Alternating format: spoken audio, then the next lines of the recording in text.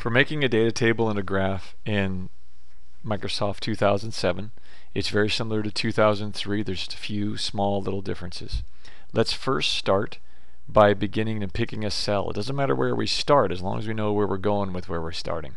So I'm going to pick C3, and you can easily highlight C3 and then hold down the left button and go down 5 cells, 4, 5, and over 5. 1, 2, 3, 4, 5. So it's a total of 5 this way and 5 going horizontally. Now, so we can see what we're working with, and so that when we paste it, we actually get the lines to appear. Go up to this button here where we have borders, and currently it says it has no border. That means nothing is, even though it's gray, those are just guidelines. So click on that button and choose all borders. That way we have all the borders we need inside there directly, and click off to the side. Now we know we're going to need a place for average, manipulated variable, and responding variable. So where the manipulated variable goes, highlight the 2 boxes and press merge and center right here. Do the same thing across the top, merge and center for the responding variable, and down here for the average, merge and center. Now we've got the place for the trials, the responding variable, the manipulated variable, and the average. Now let's take a moment and let's go ahead and put some numbers in there, and I've already made one with numbers in it, so you don't have to worry about waiting for me to do that. So let's have one with numbers. Let's assume that we are using time as our manipulative variable, number of heartbeats as the responding variable, and we're doing 3 trials, and we've got our seconds, we've got our number of heartbeats, and we've got our averages already calculated. Now to put this into a Word document, simply start in the box here, highlight the entire table, right click, select copy. Open a Word document, right click again, select paste. And there's our table. Now we're going to want it a little bigger than that most likely, so see where this square is over here by this paste. So find the little square again and left click on it and just pull it so that get your table to expand. And again, pull it, table will expand. So then we need to center it. So let's see where it says centering here, and you're going to want to click on this square to highlight the whole thing and center. Alright, so our table's in. Now once our table is in, we need to make the graph. So go back to the Excel document, open it up. This time make sure that if you're using units, you only have units in your manipulative variable. For making the graph, you'll have to take out your units in your responding variable and only highlight these 3 boxes, then hold down Control and highlight these 3 boxes. Then go to Insert, which is the tab here next to Home.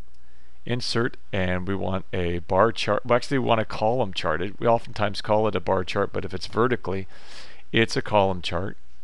Now if we had continuous data, we'd use a line graph. But since we're using separate data, we use a column. Click on there and choose a 2-dimensional column. You can use 3-dimensional or the other ones, but let's keep it simple for now and let's use the 2-dimensional column, and let's just use the first one. So there's our graph. Now the problem with this graph is it doesn't have any X labeling or Y-axis labeling or a title. So with Excel 2007, you have to actually go up into this area where it says Chart Layouts. Notice where the boxes are turning orange up in the top bar, and you'll see 3 different versions of graphs there. You can see the little area that they're going to have. So as I scroll down, I can find one right here and right here that has both my manipulative variable, my responding variable, and my title. So I'm going to click on that one and automatically it goes in. However, now we have to actually title it. So click on the box and click one more time. You'll see the cursor flash. Erase this and put in your chart title. In this case, it would be time versus number of heartbeats. Oops. Got a few things to correct there. Okay, my responding variable on this axis. Erase what's here. And this is number of heartbeats.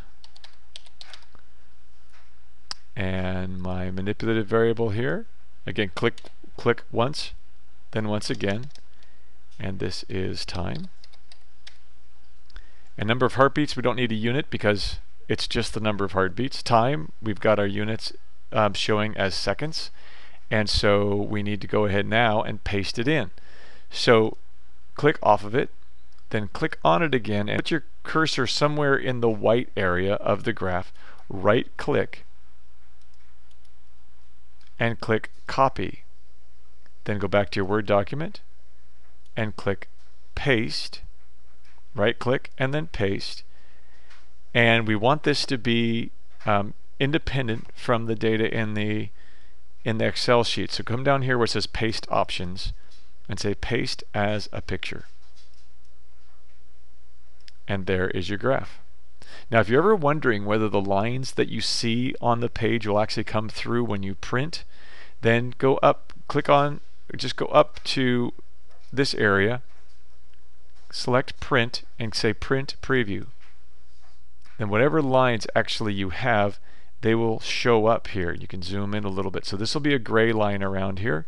These will be black lines around here. Now we can change the formatting of this line around here. Let's close that. And let's go ahead and we'll right click on here. We'll say format picture and line color. So select solid line and we want to do a black line and close. And now it has a black line around. Let's also get rid of this series since we only have one kind of data here. Click on it. Oh, now it's a picture. We can't do that. Okay, so we can leave that there. So that's all there is to it. Once you have that, you can type above, below, around, whatever you need to do. Let me know if you have any other questions.